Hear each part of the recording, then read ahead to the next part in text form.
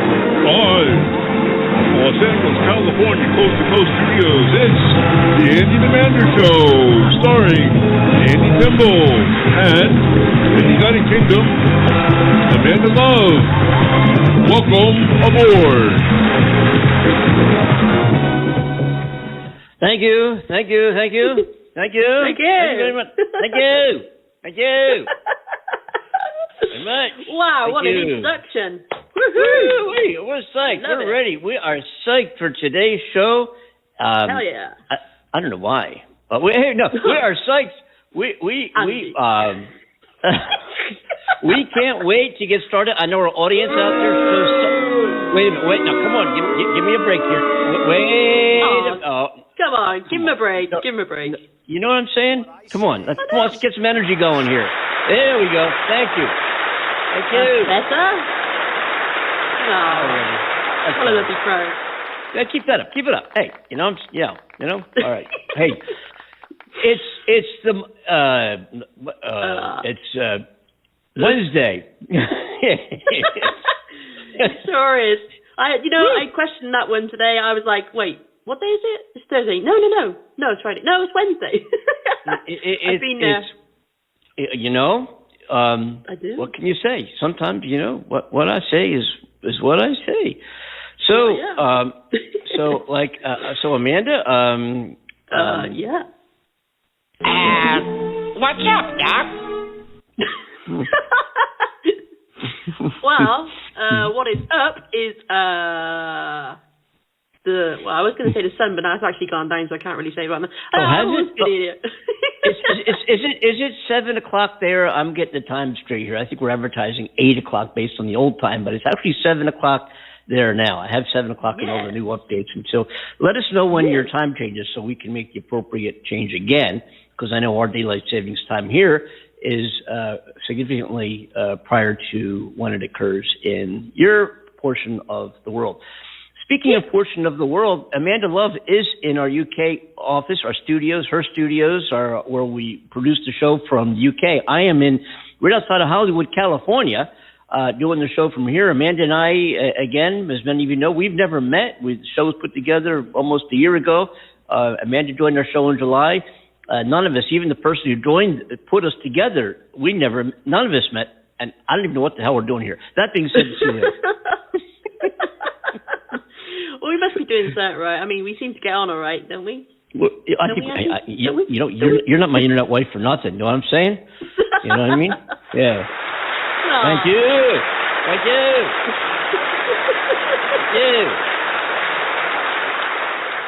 Well, that brings me great relief, sweetheart, because for a moment there I thought I was, ditched.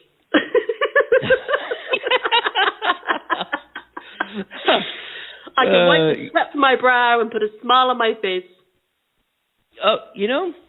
There's no way we'd be able to do that because what I say is what I say. Person, woman, man, camera, TV.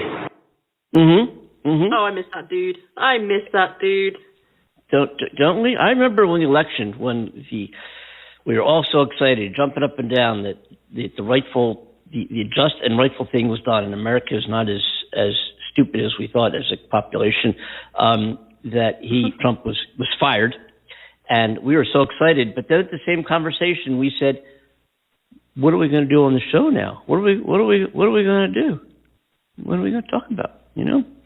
Yeah. Yeah, I know. But we've been managing though. It's been still a whole lot of fun. I know. It's been a lot of news going on, a lot of things to talk about. It's almost as if life without Trump, you know, life still goes on. I mean, who would have thought? Yeah. It's crazy.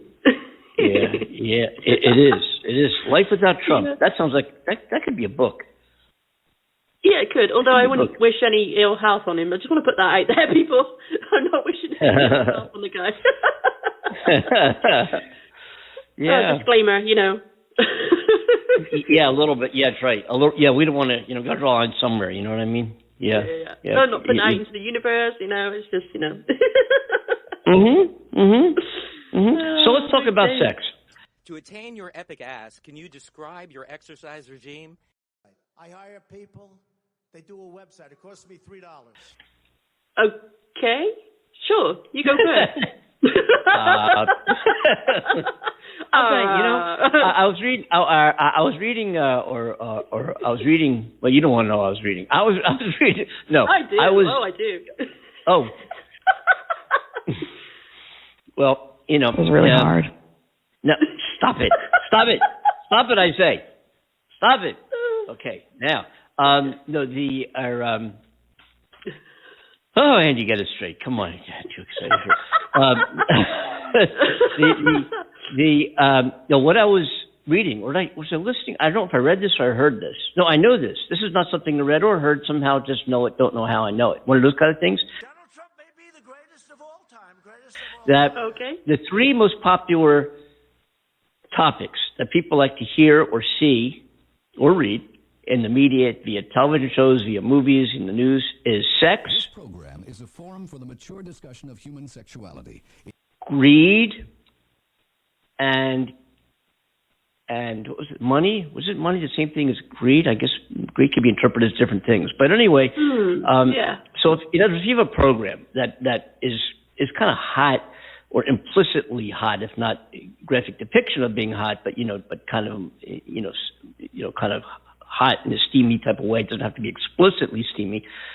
If greed, getting rich quick, making the quick buck, making money, those things will draw more attention than a show that just talks about, well, today the weather in Arkansas was partly sunny and the temperature was like 68 degrees. Well, Bill, today a bicycle got stolen about 5th and York Street.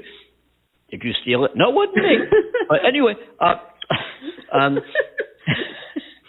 know times are tough, but are you sure you didn't steal it? Yes, I'm quite sure. Thank you.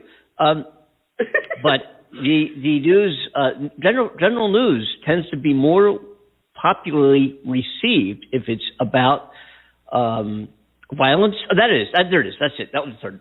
Because greed in this category, greed and money are in the same box. So it's sex. Wow, we have some big ones today. What knockers. Oh, thank you, Doctor. Movie or what we're doing, for that matter. But it's kind of interesting how that is. And I mean, by a long shot. I mean, if those three things are the topic in a movie, TV show, or radio, whatever it might be, or podcast, the audience excitement level is generously higher than it would be if you're talking about something that might be perceived, although not slating the importance, but perceived as being much less important in the news, a mundane subject like, banking or lawn care or cooking, gardening, cooking. Mm-hmm. Oh, okay. Well, that makes sense, right? Because I think all three of those things hit a nerve within people, and let's face it, 2 out of the 3, they get the adrenaline pumping, right? They do. And I often wonder about this, and I ask this question. Don't ask me. Ask China that question. I'll reach out and attempt to do so. Thank you. I love his comments on our show. Thank you. Yeah. Thank you, Donald, for being such an incredible commentator on our show. We do appreciate it. Absolutely. But anyway, so I got to say something real quick. Okay. I can't wait. I can't wait to say this. Right? Okay. We've been talking. We talked a lot about conspiracies, about baseless lies, about the conspiracy promoters, some of which were attorneys. As a matter of fact, except the originator of it, the former president himself, were attorneys of the former administration who promoted things, how the election was stolen, how how all the different way out there stories and scenarios were created in their minds and their depictions of how the election was stolen and Trump really won the election. Well, Minion, who we know, the Minion voting machines, we talked about them earlier. You go to a screen when you vote in many states, United States. You do it on touch screen. It fills it in. It prints out your ballot. You read it over, make sure everything that you selected was accurate, and then you feed it back into the machine and it counts. And the company Minion, I guess there should be domain. They own this. Sued several people, including Donald Trump, including Sydney Powell, one of his advisors, who's an attorney, for defamation of damages up to the tune of $1.3 billion each. Whoa! So suddenly, Sydney Powell, who's this grand speaker at the GOP convention, which we carried here on the show over the summer, last August, I guess it was, and we carried her speech and many others, who said how the election was stolen, the Democrats cheat, and blah, blah, blah. Well, now she's sued to the tune of $1.3 billion. And know what she says now? Well, what's that? Next on the Andy and Amanda Show. No.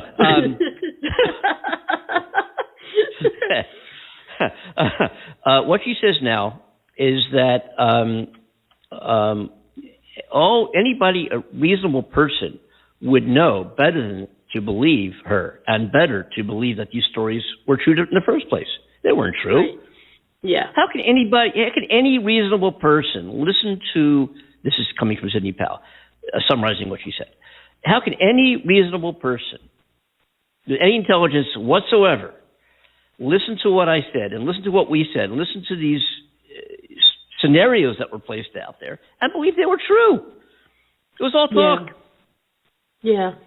Well, I guess maybe I would be doing that too if I was sued for $1.3 billion.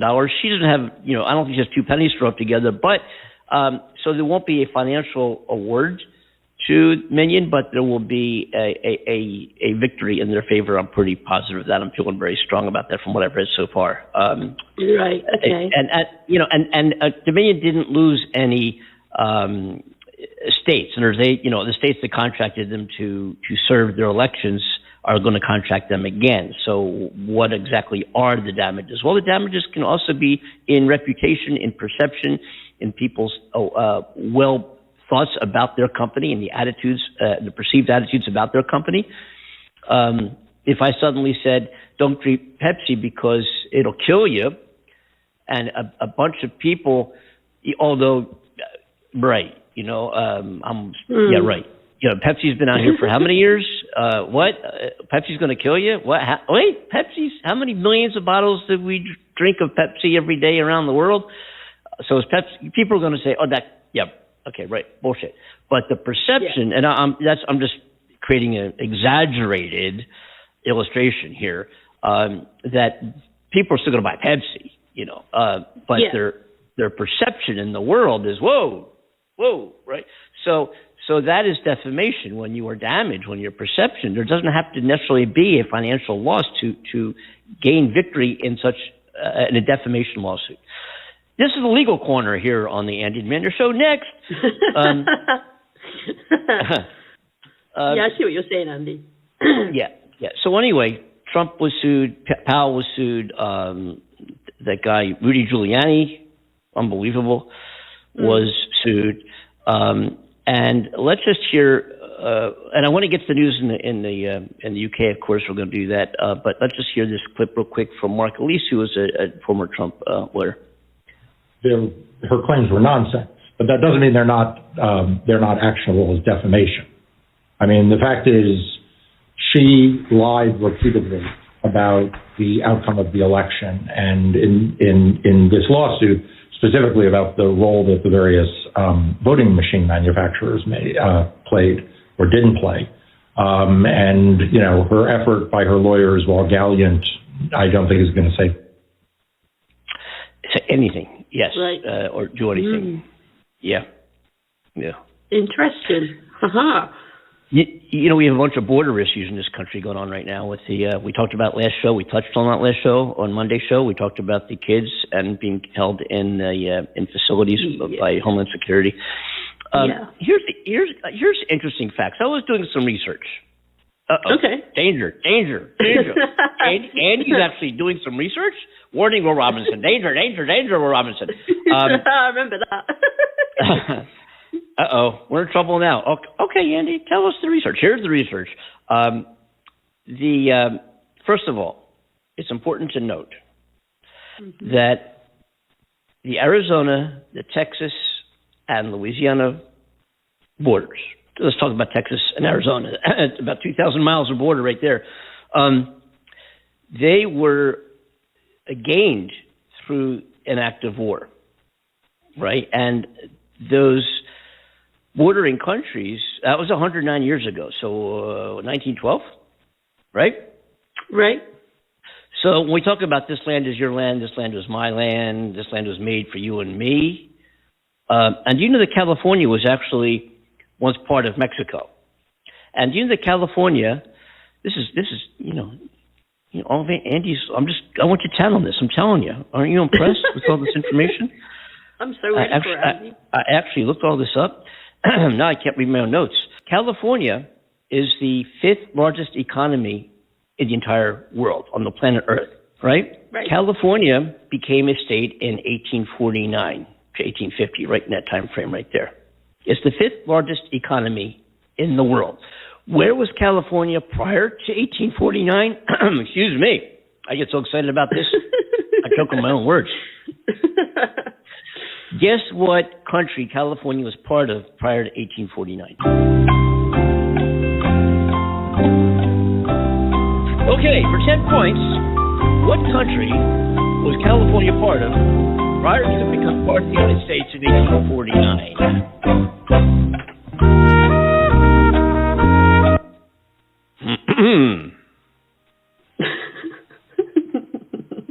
I don't know, Jim. What country was it? Well, it was actually part of Mexico, right?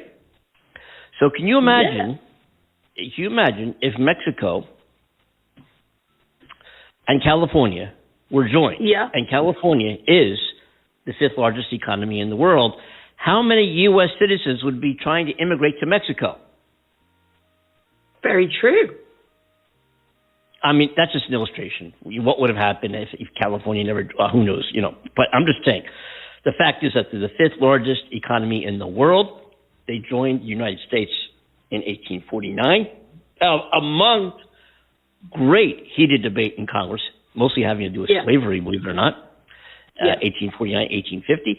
And today, California, my home state, and where we are broadcasting from right now in our Los Angeles coast-to-coast studios, we were part of Mexico, right? Now, the Texas and Arizona border did not become a border because they were not part of the United States until 1912. Right. So the Rio Grande River border was 1848. Louisiana became a state in, I think, 1809, thereabouts. I think it was 1809 or 1803, somewhere right in there. Louisiana became a state. We purchased Louisiana from the people who stole it. Okay. Right? So Texas and Arizona became a state as a result of our war. Yeah. Right? We gained that geography as a result of war. So when we say this land is your land, this land is my land, say with me, right? This land was made for you and me. Thank you. Was it? Who was the first occupants of the United States? It wasn't us. It was didn't we take it from the Indians when we land here in Plymouth Rock and all that kind of stuff? And Yeah. I know. You know what we did? You know what we did when we got here? You know what we did when we invaded this country? What's that?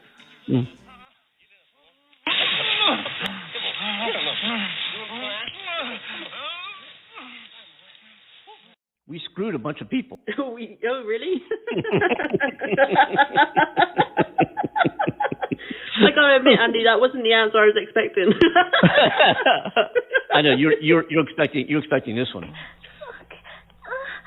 Yes, I was. Yes, I was.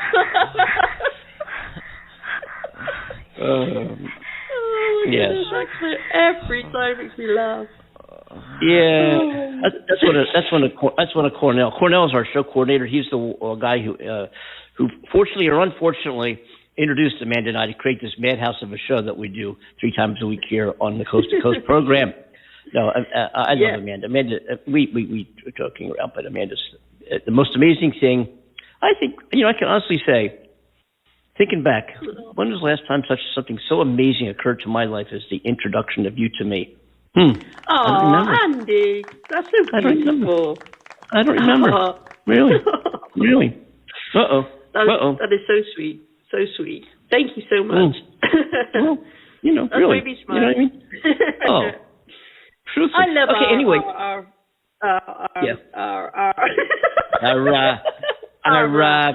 I love our show. Our something that we have here. Yeah. We're doing something we don't. Yeah, that's We have a lot of fun with it, but it's so good. I'm glad people enjoy listening to the madness that is us.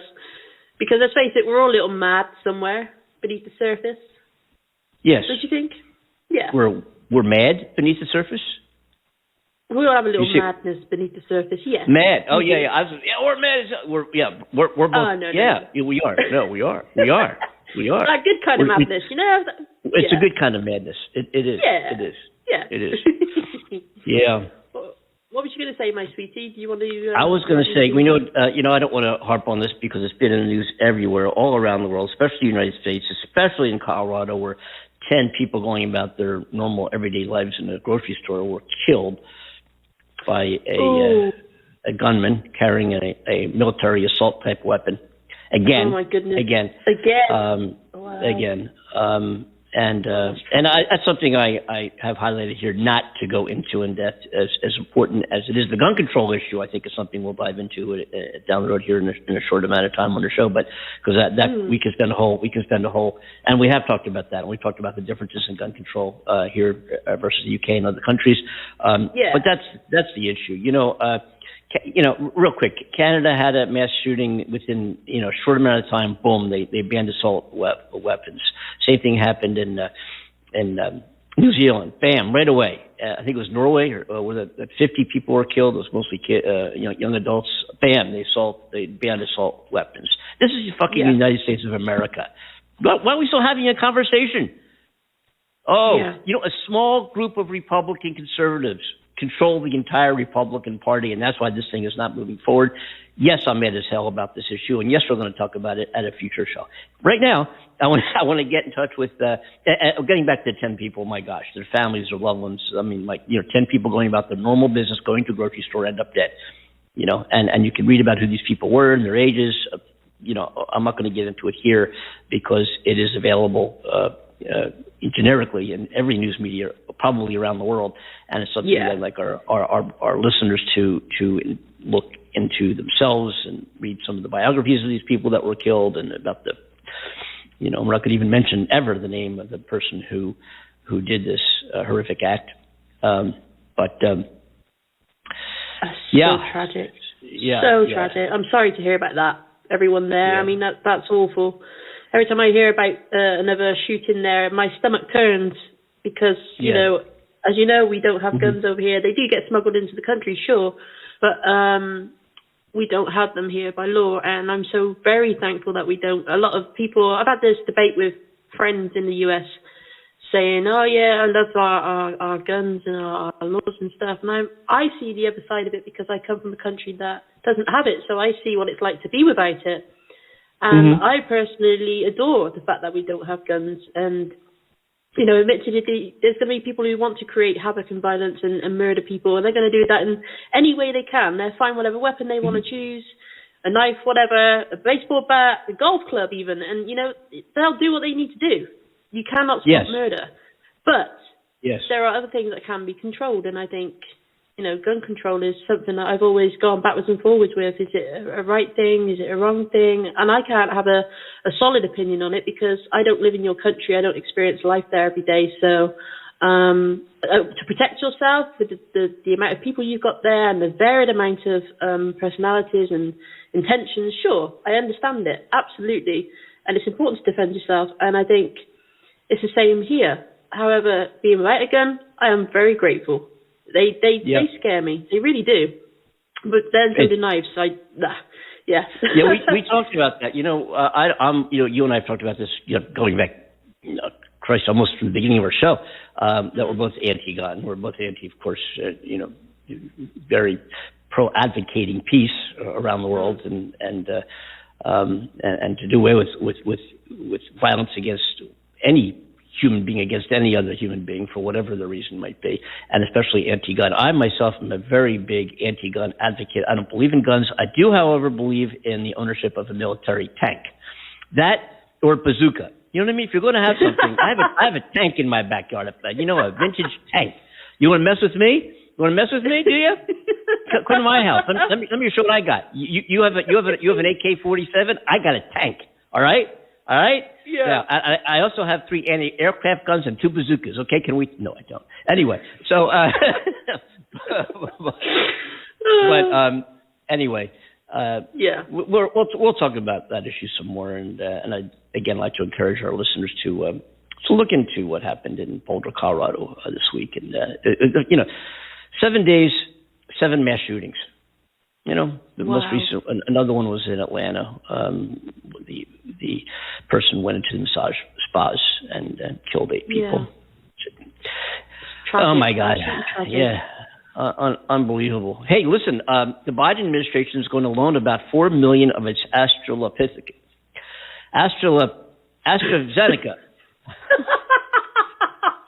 The Biden's going to loan about 4 million asteroids to Canada. Thank you. Next on today's news. Yes. And they're all doing it through astrological charts and... We're going to loan 4 million astrological charts to Canada and Mexico as we await official usage of these astrological charts and approval from the United States government. Yes. To predict whether you're going to get COVID or not. And Matt, it'd be fun to do. I want to do that sometime. We're going to do the news and replace the item in the news with this is AstraZeneca. AstraZeneca, yeah. Thank you. All right. Imagine, the Biden administration today will loan about $4 million of its astrological charts to Canada and Mexico as we await the official usage of those charts and approval from the United States. It was quoted today, but no. Yes, I like that. But anyway, it would be funny. I got to work on that down the road here. One of our little audio clips. The vaccine doses are being loaned to Canada and Mexico. And that particular vaccine has been in question and been halted in some countries due to some of the reactions that it has evidently, been diagnosed as being given to some people, and the reactions that people had to it. In the UK, it is the number one vaccine. Am I right? I think. Yes, for Europe as well, apparently. So for Europe, It seems to be doing pretty well. Yeah, it's doing very, very well. If you look at the numbers, it's doing very, very well.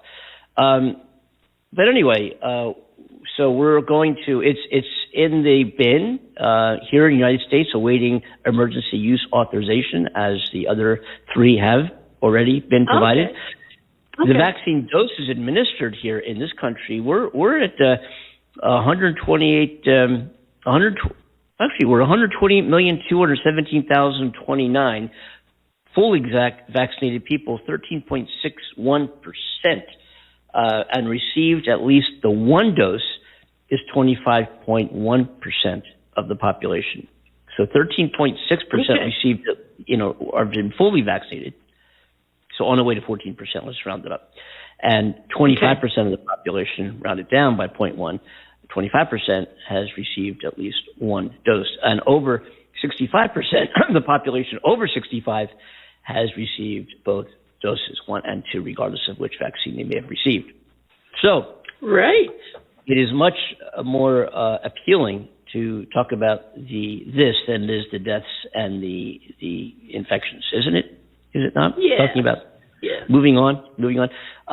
So, Amanda, normally we talk about what's going on in Europe and in the UK early on, and I've just kind of like dominated with these news items here. Oh no, it's actually kind of refreshing. It's kind of refreshing to come second. One thing I want to mention before I forget, because I will forget it. I got to talk about things when they come to my mind, because we go off the air and I forget. Oh man, I want to talk about this. We have had a lot of actors and people in the entertainment business on our program. Yes. We're going to have some more. I've received some emails and some chats. What do you call them? What's up and WhatsApp and what's going on? Whatever you call those apps.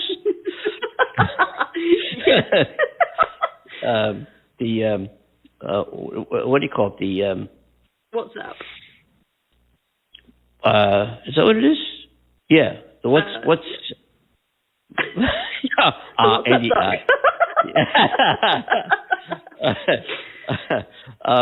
Andy is the what's up. Yeah.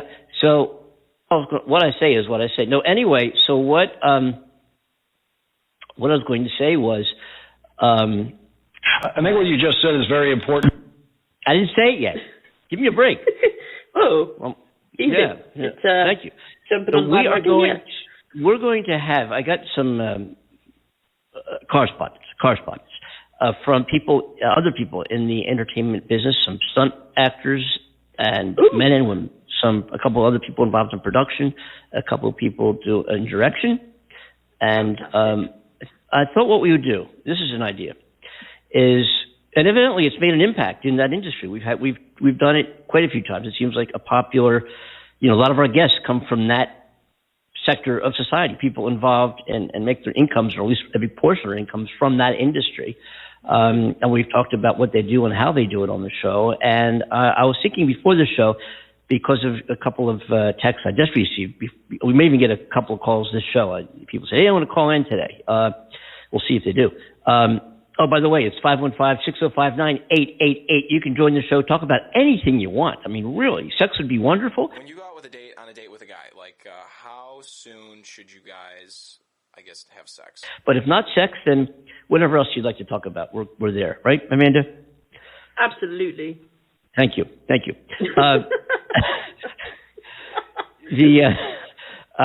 But anyway, I thought we would have a roundtable, a discussion with 3 or 4 or 5 people in radio, in TV, in film, and talk about the state of the industry, how they're doing, how would somebody get into it, how does one become an actor, what goes on behind the scenes, highlight some of their experiences, maybe some of their comical, unique experiences, something that might be on the outtake reels of products, which are projects that they produced.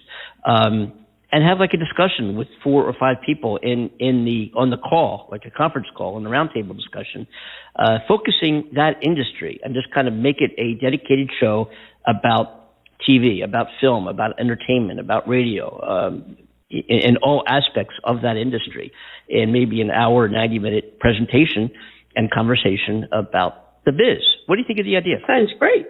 Yeah, I like it. Let's do it. Let's do it sometime next year. Anyway. On with our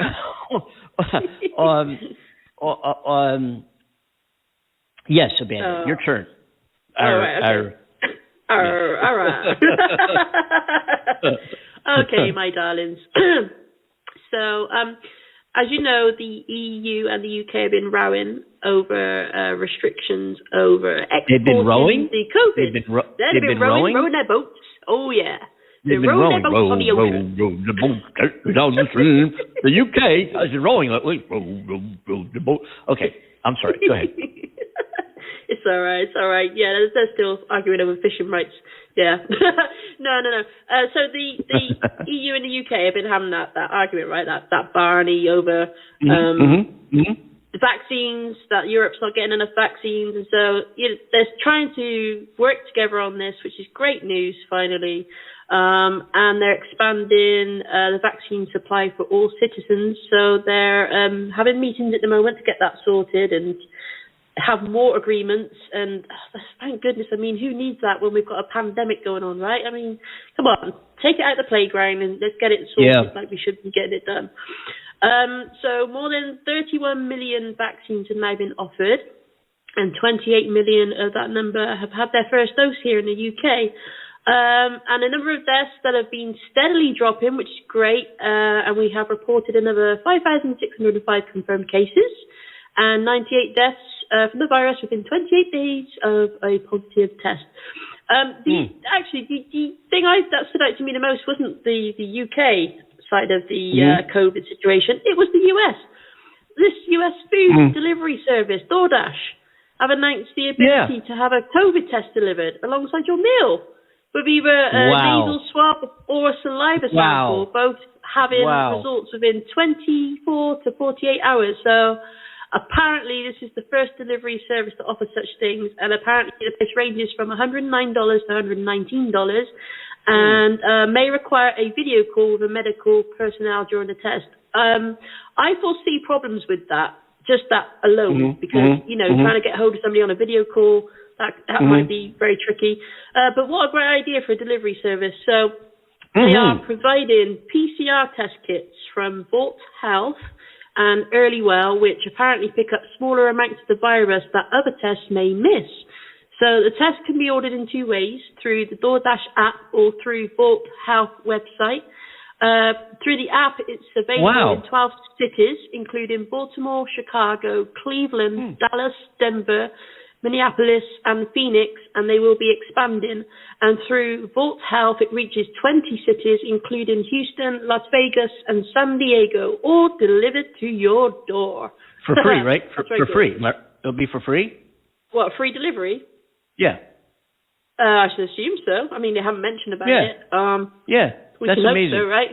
Yeah. And, on the last conversation we had on the other show, we were going to talk about immigrants. Well, Andy, just perusing their headlines today, I find it ironic that you and I discussed this on Monday's show and how we would touch more on it, and the headlines today were about that. And I've noticed this, Andy. You and I have discussed something, and within 2 or 3 days of us talking about it, it shows up on BBC News. So I was just like, They monitor what they watch our show. I think they do. They either listen or we're psychic. We're not. That's not the first time this happened. I know we've talked about with seemingly things that have not made headlines yet, and we've done that. We've always done that. Little things we talk just sometimes in not discussing a news headline, but sometimes bringing up a matter of concern that we happen to talk about, and next thing you know, boom, it's like what you're saying. It's news. This is like the third time I've noticed that something we've discussed pops up on BBC. So I'm like, that made me smile a little. More on this subject. Our Home Secretary, Priti Patel, has discussed an overhaul of the way those who are seeking asylum here are treated. So during the year ending March 2020, we've seen in the UK 35,099 asylum claims here in the UK. Iran, Albania, and Iraq providing the most claims. So Priti Patel has said that the government would introduce a faster and fairer system that would better support the most vulnerable. She said serious and organised criminal gangs were exploiting people trying to get to the UK, and that it was these same gangs who were also involved in serious violent crimes in the UK, such as trafficking guns and drugs. Families and young children have lost their lives at sea, in lorries and shipping containers, having put their trust in the hands of criminals. The way to stop these deaths is to stop the trade in people that causes them. She also said that new measures will create safe and legal routes, and that people should be claiming asylum in the EU country in which they first arrived, rather than using it as a springboard to reach the UK.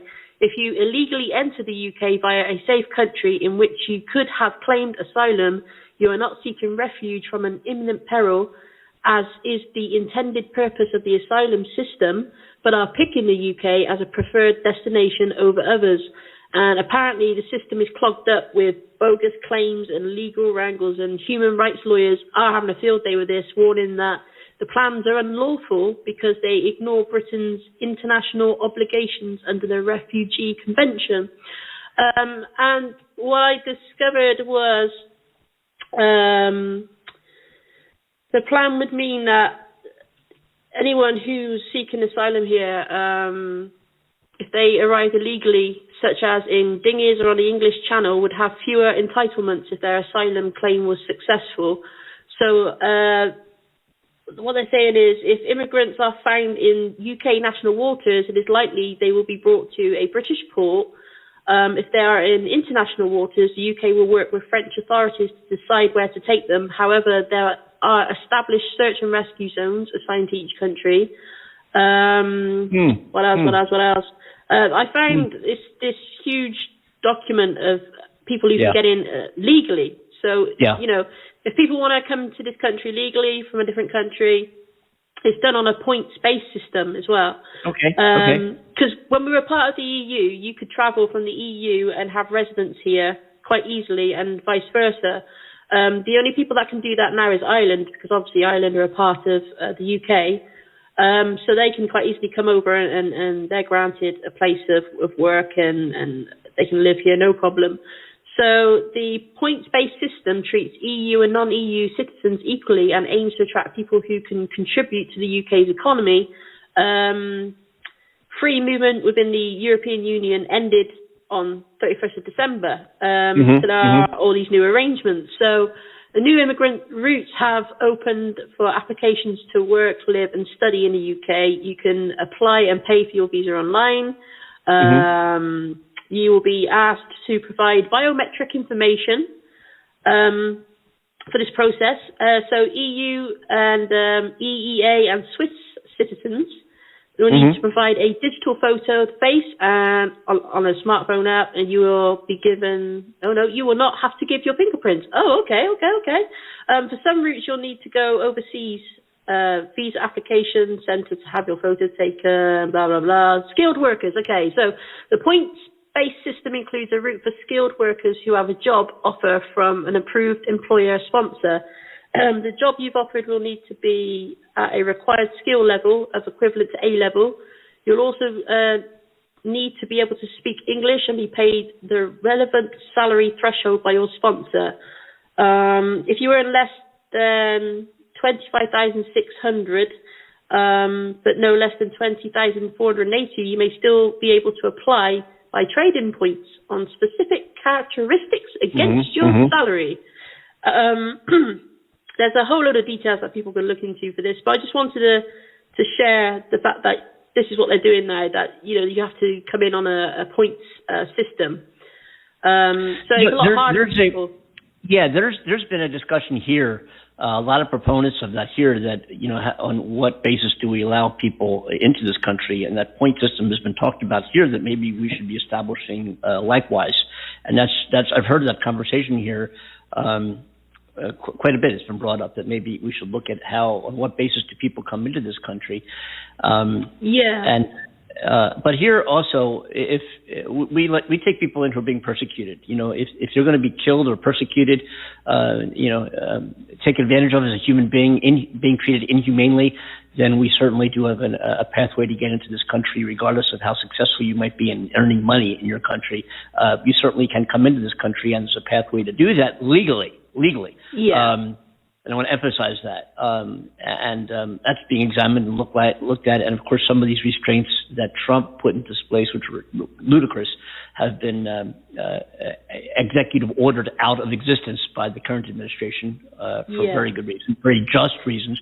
It's created, you know, as you said, you know, we talked about on the last show, as we were just saying, it's created some controversy here and around the world. And yes, definitely. See how that pans out. I mean, under international law, people have the right to seek asylum in any country they arrive in. To seek asylum? You were saying they're crazy? You can people have the right to seek an asylum. Hell, I've been knocking on that door for 8 months. They haven't let me in yet. Yeah. What the? No. Anyway, but you. People have the right to seek an asylum. Yeah, just stand there, talk gibberish, look a bit edgy, you might just get in, That's one of the most dangerous crises facing this country today is people wanting to seek admittance to an asylum. That's been a real crisis in this country on the next Andy and Amanda show. Yeah. Wow, damn, yeah.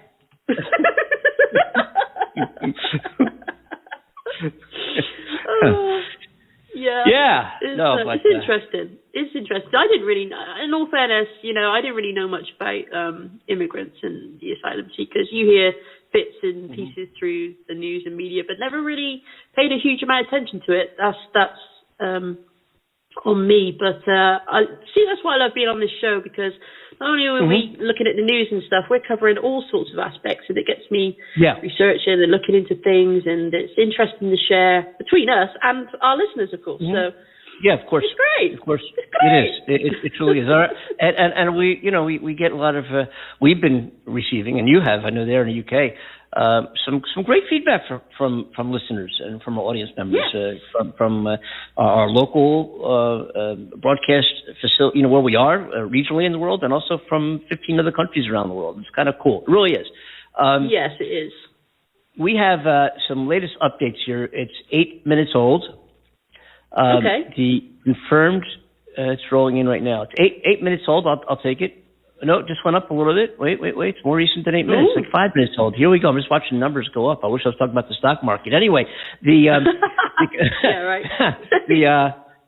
confirmed COVID cases worldwide is 124,305,890. You heard that number here on the Andy and Amanda Show. That's how many virus confirmed cases there are around the world. In the United States, there's 30,161,747. We ain't talking about the airplane here. And fatal cases, 549,411. That's up 798 today. Wow. And that's up to the minute. I have this. I can't believe I've got this feed here. It's just like almost 5 minutes. 5 minutes as the cases get reported. They go into a big national database. Boom, they go out, and we're part of the distribution feed, and we get this information when it's 5 to 10 minutes old. That's pretty cool, isn't it? Hey, we're the Andy and Amanda Show. Whoa, Anyway, not really. It's nothing we're excited about talking. We're excited. It's excited to be able to release information as it's happening. But we're not at all excited to be talking about those numbers. I would if you told me 10, 15, 5 people, one person died from the flu or from a virus. It's not good. And needless to say, the numbers that have been reflected worldwide have been the most incredible tragedy we've ever faced as a species ever.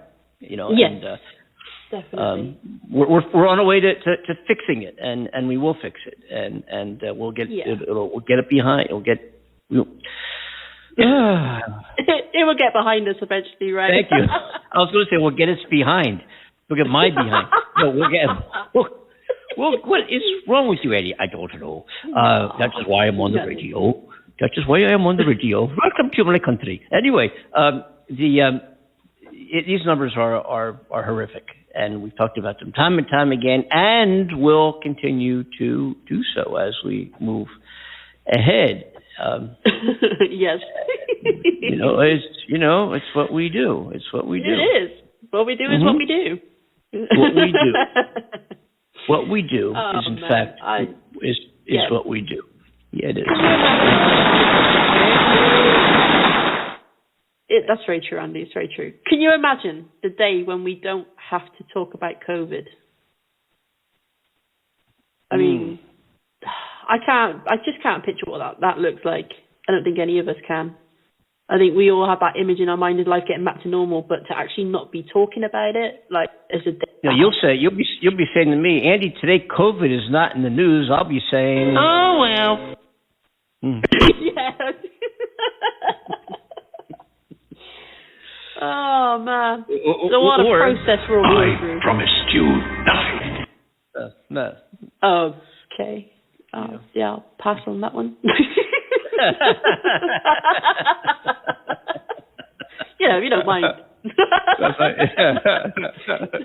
Oh gosh. Well, Yeah. Let's talk about what? Let's talk about Friday's show. Can we, for a couple of minutes? Just take a few minutes. So I'm going to give our audience some homework. Ooh. Get your pens ready. Get your pens ready. I want our audience to Google the flying, like flying, F-L-Y-I-N-G, Fahans, F-A-H-A-N-S, the flying Fahans. Okay? The flying Fahans, and we've talked about them on and off and talked about getting them on the show from way back before the election, and we got so busy with other news topics we haven't been able to dedicate the time to do it, but we're finally doing it. The flying Fahans are a husband and wife Delta Airlines crew, captain and first officer. Joe Fahan's the captain. His wife Margaret is the first officer. Between them, they have 71 and a half years flying wide-body jets, thousands of passengers around the world. The jet they flew together was an A330. You can look that up if you'd like to. It's an Airbus, one of the most sophisticated airplanes in the sky today. And Joe Fahan and I, and a lot of you know, or maybe those who have joined the show more recently don't know, I am a former commercial pilot. I flew jets and flew jet props for various airlines, and my career took me on a more corporate jet route as opposed to the airline route. And Joe and I met, we were both flying a small regional local commuter airline in 1979, and we were both 23, 24 years old. And we had a lot of adventures back then and became real good friends. And my career went my way, ultimately leading me to a lot of tumbles and twists and tosses and changes and furloughs, and ended up being a musician and an entertainer. And Joe stayed in the aviation business, and sometimes I, as expressed, have regrets that I didn't. I often see myself behind in the left seat of a wide-body jet myself. I never did that. I flew some really great, sophisticated jet aircraft. Don't get me wrong. I've had a great time doing it. But I picked up the guitar during a furlough, and one thing led to another. I ended up with a record deal and never looked back, and have had a very enjoyable career writing my own paycheck, and that's been great. And there's been I realize that and Amanda is also, folks, a very talented composer and artist and graphic designer, and that's what she does. So Amanda and I, interesting. We're both in the creative arts industry and have carved out careers. Not doing something for a living, but being something for a living. We've talked about too, and I don't want to get off track and talk about that right now. I want to get back to who our guests are Friday's show. Anyway, Joe and I... 7 minutes, you're right. Yeah. Okay, thank you. All right, well, cool. Joe and I met as two young, single pilots.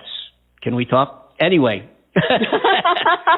Wild and crazy guys, young, single, and free. All of this back at Southern Jersey Airways. Maybe we'll bring a couple more guys on the show. That would be kind of cool. Maybe I'll surprise Joe and invite a couple of the guys from that would be very cool. Anyway, some other guys from back then. I'll surprise Joe. I won't tell him unless he's listening right now.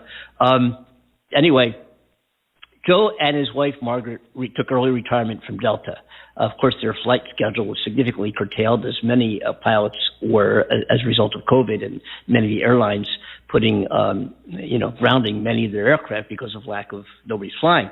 And what started happening is the airlines, when they lose business, is they begin to furlough or they temporarily lay off. I was a victim of that a couple of times. They temporarily lay off some of the junior guys until things get better. Then they recall them. What a lot of the airline folks have been doing, the older, more senior pilots, is taking advantage of a program that was offered to them where they could take early retirement, receive, a very generous portion of their pay. I think Delta at the time was 58%, and that's public news. You can read that, which was available to some and not available to others, depending on when you took that retirement package. But anyway, my point being is a lot of the senior pilots took retirement, so the younger guys and girls who just got hired would suddenly be temporarily fired, furloughed. So the senior folks have been doing it for 35 or 40 years. They said, wait a minute, I'll leave. What's my retirement package look like? I've got, a couple million or whatever, $1 million in pension plus retirement plus whatever, Social Security and everything else. Let the younger guys who are making the 20 some or 30 some $1,000 day one paychecks, whatever it is these days, I don't even know. Let them stay on. We'll leave instead. And many, many, many senior pilots took retirement to keep the younger folks on so they wouldn't lose their jobs, which is incredible. Now, many younger folks did lose their jobs. I'm not slating because, there might be pilots out there listening who said, wait a minute, I've been furloughed now for 7 months, or I was furloughed, I'm back on now. But anyway, so it was a significant issue. People just got. I've got very good friends, a JetBlue captain, as a matter of fact, whose son. As a matter of fact, Joe's son was a pilot flying a regional, I think American Airlines regional carrier, flying Embraer, who was hired and furloughed. I'm not sure if he's back on it yet or not. We'll talk about that. But the point being is that Joe and Margaret, after this big long dissertation, Joe and Margaret, with 71 and a half years combined experience, are going to be joining our show on Friday. And if you are curious about flying, if you're curious about what it's like to operate a wide body jet flying to major airports all over the world, what it's like. If you have any questions about aviation safety, about what goes on in the flight deck, do planes really land by themselves? They really take off by themselves? Do you really need a pilot? All these things we've been hearing about. If you have any questions, Joe is amazing. And if you want to research his videos, his, what do you call it? Instagram. His telegrams? What is it? His Instagrams? Thank you. Instagram, his Facebooks, his YouTubes, his news articles. He's been him and his wife Margaret have been widely written in many, many magazines and covered on many news channels around the world. They're going to be our guests on Friday. Margaret was the most senior A330 first officer out of Kennedy, well qualified to be a captain, but to fly with her husband Joe for 6 years, they stayed as a couple and flew as a husband and wife. And I'd often ask, and Joe and I, again, we're good friends, and I often ask Joe, and we text back and forth or whatever, let me ask you, I know you're the captain. Who is really the captain? You fly with your wife. Who's the real boss? And he said, in the flight deck, I am the captain. Outside the flight deck, can we talk? But anyway, when we go to work, I am the captain. I'm the boss. But they're great, and you're going to love their conversation. You're going to love what they have to talk about, and I really want to encourage all of our listeners to spread the word, and let's really get those numbers up for Friday's show. It's going to be a wonderful show with wonderful guests, and I really wanted to take some time to talk about that show because, well, first of all, Joe is a very good friend of mine, and so is Margaret. They've been up to our house when they visited out here when they're both pilots. We all hang out, my wife and Joe and his wife Margaret, we all hang out together. So they're great people. They're wonderfully experienced, and they're going to be talking about a subject which I think many, many people have a curiosity about. What's it like to be an airline pilot? And they're retired together. To ask some questions, definitely. Yeah, they retired last August together. We're not finished with the Flying Fayhans yet. They have some other adventures which they've told me about in confidentiality. I can't talk about them yet. But they will be going back to flying. We're not done with the Flying Fayhans yet. As pilots, that is. And it'll be great to have them on our show on Friday. So I definitely want to take a block of this program. Excuse me for going on too long, but I'm just so excited about having my good friend and his wife, Joe and Margaret Fayhan, the Flying Fayhans, on our show Friday. That being said, yes. the guests that we've had on our show, from Mark Lester to Michael Tierson to Dolores Jordan, to the I was going to the sphincters. They're not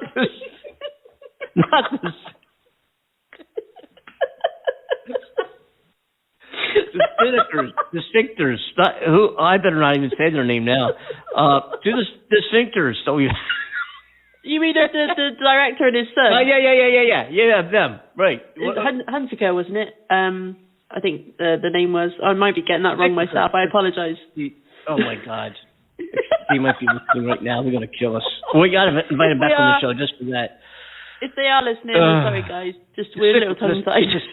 Oh my God, how can we forget? They're great. It was a great show. Yes. Say it again. Say it again. Who was it? I think it's Hunsaker. Hunsaker, like yes, there we go. Yeah. Almost said husband and wife team.